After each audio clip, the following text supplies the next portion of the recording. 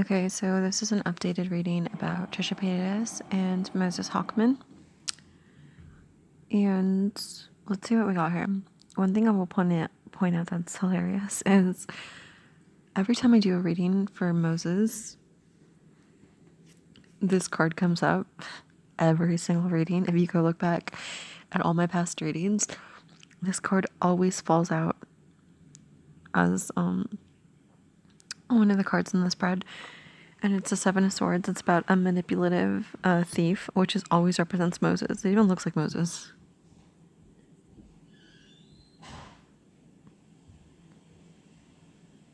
Like, why is that literally Moses?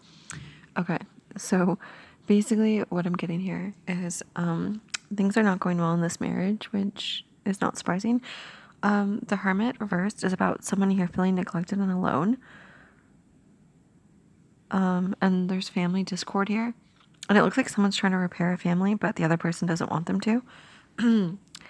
And it's about being left out in the cold, unsupported. They do not feel the same. So what's weird here is that he looks like, because she's reversed, but he's upright, the queen and king. She's obviously the queen, and he's the king. She looks more unhappy than he does.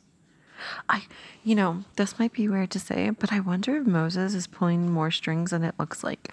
Like, most people would assume that it's actually Trisha running the whole show, but it looks like Moses secretly, controls things. Like, it almost here seems like Trisha wants to reconnect with his family, or wants him to, and he is not interested in it. He does not want the happy family reunion because it looks like he's not really family based here. Everything is pentacles. He's even the king of pentacles. Like, his whole full focus is on the money and the clout and the fame. And hers, actually, this is going to sound surprising, but she doesn't even care about the money as much as he does. I'm going to give you the meaning of each card so you can understand a little bit more of this spread. And if you want, you can interpret it yourself and let me know what you think in the comments, like how you interpreted it. But this is definitely an overall negative reading, and these two are not happy. And I know I've said before, he plans to leave her. That's definitely still the vibe I'm getting here. So, the reversed Hermit. When reversed, you may be feeling alone and unsupported. However, this is more an attitude than reality, so it's worth asking yourself if you are avoiding help. The card can also show accepting a role, perhaps victim or martyr, that you find hard to let go of due to habit or stubbornness. Alternatively, the card can show a time where you are cut off from your usual support systems or have been unfriended by those you trusted. If this chimes for you, go with the upright card meaning and withdraw for a while, relying on your own guidance. So this right here is about Moses. He loves a good victim martyr role. He does not want to, he's stubborn. He does not want to make up with the family, like I said before. He loves being alone, I guess. Like, he loves being the lone wolf. Like, you can tell, look at him. Look how happy he is. He's happy with the money, by the way. He's not happy with her. But let's get into the Ten of Cups reversed.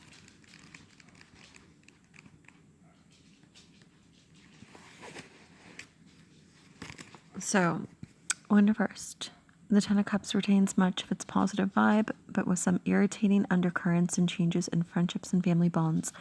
A family issue may need to be addressed as your routine is disrupted or you sense discord in some relationships. Also, you may feel that you're not getting an entitlement from respect from different generations of the family to enjoy enough time with children. Your plans to bring friends and family together may falter due to miscommunication. Equally, the need to keep up appearances prevents authentic conversations and understanding. This is about Moses, by the way. Seems like he's upset with his mother for some reason, because she's not fully taking his side. And he wants her and Ethan and everyone and Hila to believe that he's living this great, happy life. It's not authentic. He's just trying to keep up appearances. He thinks because I think he thinks he's like part of Trisha's podcast now and everything. He's just like thriving and like he's like on top of the world, but it's not even him. It's like it's her business. Like, who's Moses?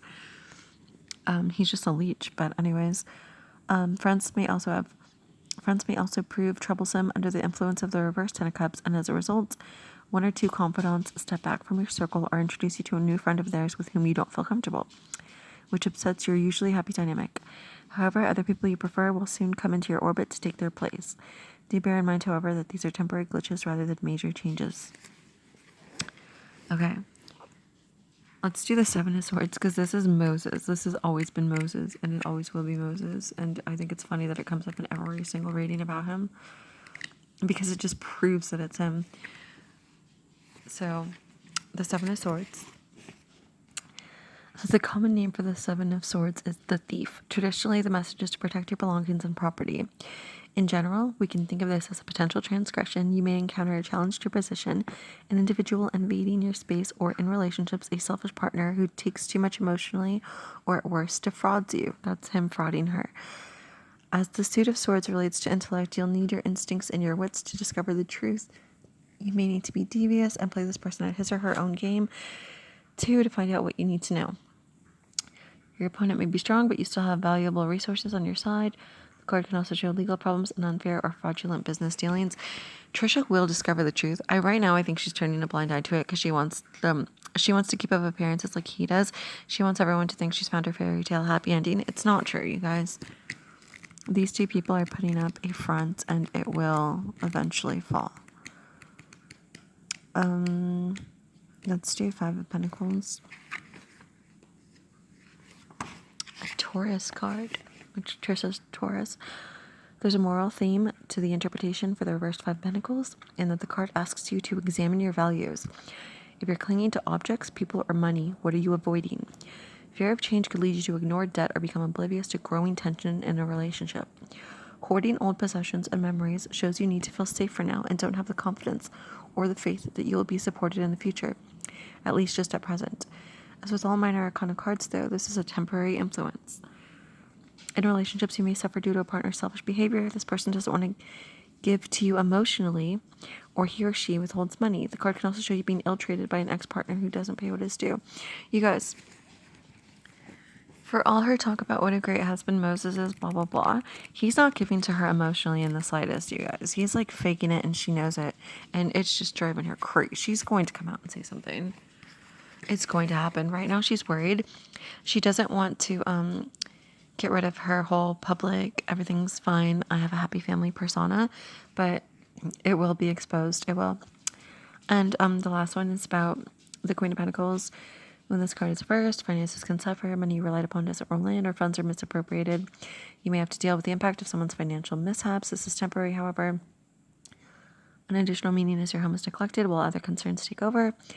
As a person, the reversed queen can be stubborn and unimaginative. She can be mean with money, or at the other extreme, an emotional spender. Her erratic behavior is for self-comfort, or she uses money to buy other people's affection. Basically, what that's saying is that Trisha knows that Moses is with her for the money and the clout. Like, she knows this deep down. She knows it. She's always had this concern. She's even accused him of it, and she knows it's true. The problem is that she's scared that if she doesn't have him, she'll have no one.